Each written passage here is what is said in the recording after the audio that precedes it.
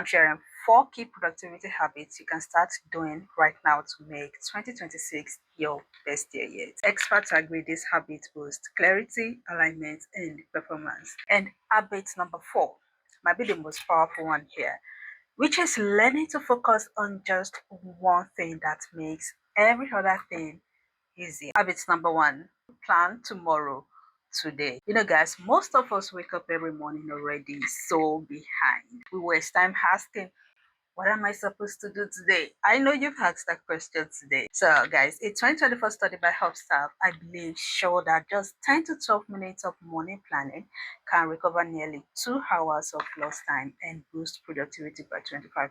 Yeah. You heard that right. So now I'm thinking, if you can't gain 2 hours of your life back, if you plan in the morning, then you should be able to get under 2 hours if you actually pre-plan a night before and probably double your productivity again by 25%.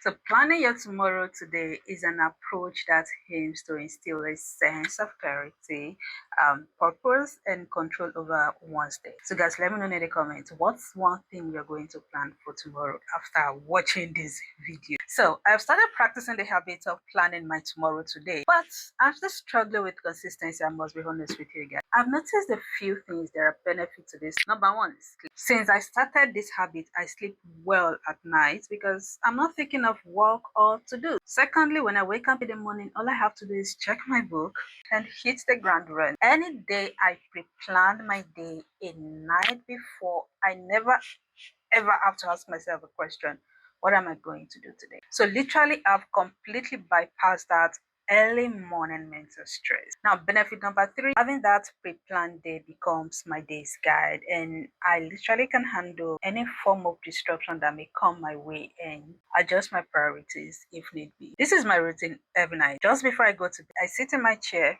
review my day, update my task list, then write down 3 priorities for the next morning. Then I'm going to check my calendar to see where I'm fixing things up, rearranging things, and then I would plan on how to achieve these 3 priorities. And lastly, I just prioritize them because we have to do the important ones first. So if you're a working professional watching me right now, you can actually set an appointment with yourself on your calendar and block 50 minutes to close of work every day. Say you leave your workplace at 5 p.m. Then book appointment for 4:45 p.m. to plan your tomorrow. You will be leaving work with a clear head and you won't have to think of work when spending quality time with your loved ones. Now, this pre-planning your day doesn't actually end there. It goes all the way to your morning routine. Every morning I try to work out. That means I have my workout clothes laid out the night before, my workout snacks prepared and set on my table the night before. Then once I wake up, I dress up immediately, sit in my chair, check my to-dos for the day, start working, eat my snack. And when it's time for me to work out, I just get up and go. My morning routine is just so seamless at this point. Habit number 2 to make my 2026 my best year yet. Asking myself daily self-improvement questions. Guys, there have been several behavioral and psychological research that tied asking self-improvement questions to growth, mindset, self-efficacy, and also well-being. These are the 3 questions I set out to ask myself daily, and I'm going to tell you why. My first question is, how do I want to be seen in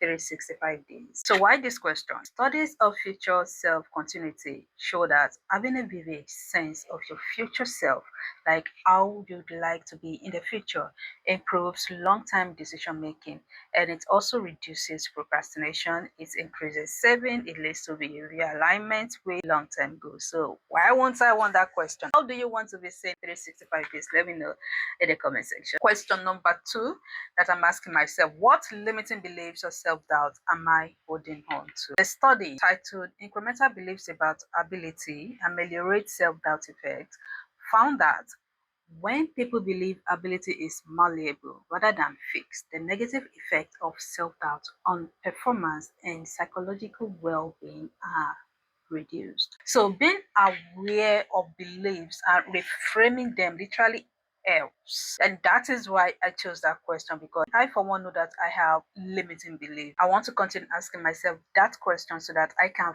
find a better answer to it and turn it around for myself. Question number 3, what brings me joy? I feel like everyone needs to adopt this particular question because research in positive psychology shows that identifying and cultivating positive emotions and meaning, joy being one of them, actually core to well-being. Now, these questions are very targeted towards who I want to become so that my response daily will consistently push me to do the things or take actions that will take me there.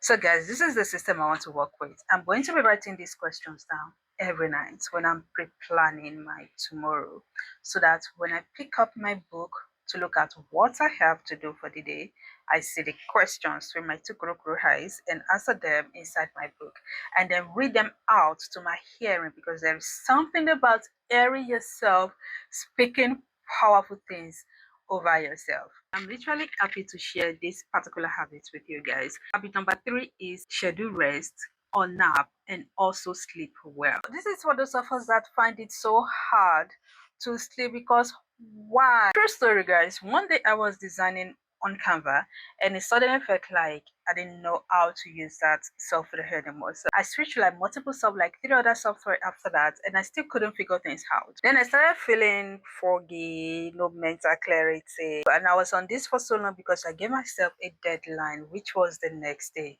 to actually get things done. I was desperate to make it work, to get my designs out. There were like multiple ones I needed to do. Time wasn't on my side. So later that evening, I felt frustrated and decided to just go to bed. So when I woke up the following morning, the first place I went to was Canva. But I went back to that Canva because I know that I know how to use Canva. Now, what happened actually shocked me because I had multiple designs to do and I finished everything in 1 hour, less than 1 hour actually. I finished everything in less than 1 hour. True story, guys. True story. Something that I struggled to do in 3 hours with zero result, and I finished in less than 1 hour. Ever since that experience, I told myself once I feel a type of way, I'm taking a break. Just take a break. Now, a lot of us treat rest sleep as a reward instead of requirement. We go, I can't sleep if I don't do this, or I can't take a break if I don't complete it. There is something about hustling that sort of makes us feel worthy or something. I don't understand it, and many people wear this as a badge of honor. I, for one, I don't want to wear that as a badge of honor anymore. I know how many times I felt guilty for not doing anything. Why do I have to feel that way? Why should I? Meanwhile, research has proven that regular breaks improve concentration, mood,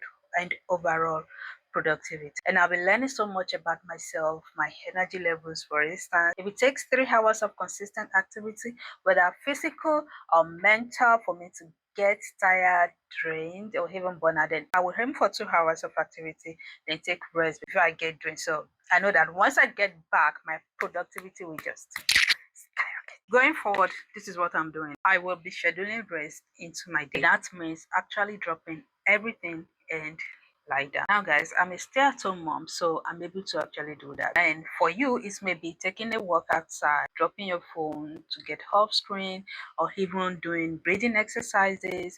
Now, guys, I wanted to be honest. How many hours of sleep do you actually get on average? Mine is terrible. And also at night, I want to be getting in bed at least 30 minutes earlier than usual and just lie there with a book. They said the best ideas come when you are still. And new narrative now is stillness. And stillness is self care. After all, productivity is not about doing more, it's about doing sustainably.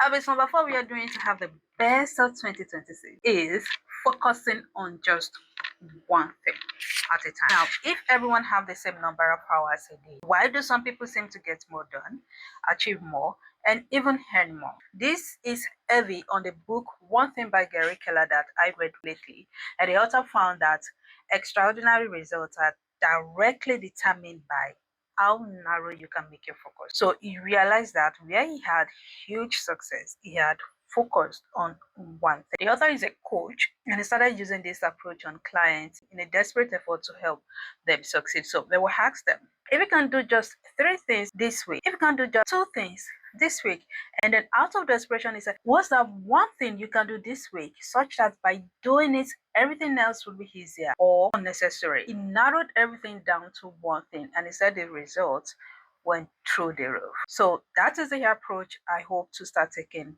going forward for every aspect of my life: personal, finance, career, family, community. I want to be asking myself, what is the one thing I can focus on to make things better in this area of my life? I've been practicing with YouTube. I've been putting so much focus on YouTube that my other social media pages, they are suffering, because I'm trying to make my video creation workflow so seamless and so that I can deliver quality content that serves you and I. This is what I have noticed. When I channel my energy on just one area instead of multiple areas, the results are better and I don't get mentally stressed out. The going small approach can be applied to every aspect of your life, including job, business, personal life, family, school, finances, place of worship, anything. The list goes on and on.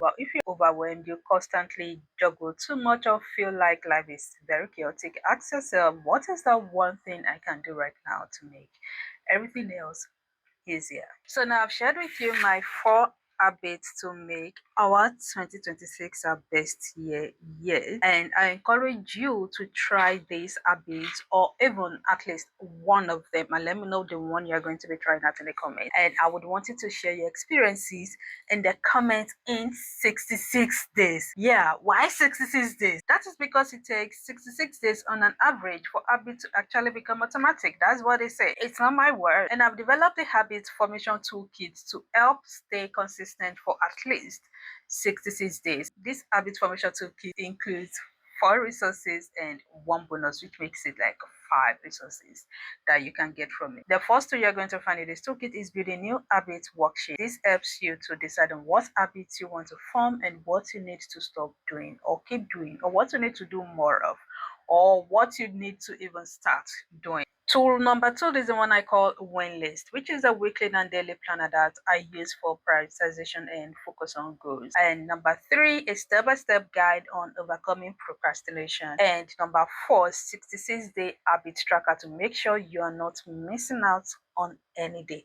And for the bonus, I've added 100 self-improvement questions that are categorized into different facets of life with instructions on how to use it. So these are the tools I use to stay consistent and aligned, and I believe they will help you as well. Now you're going to find all the link in the description if you would like to grab a copy. Guys, I hope that this video is valuable and has been helpful. Thank you so much for watching, and I'm going to see you all in another one. Bye.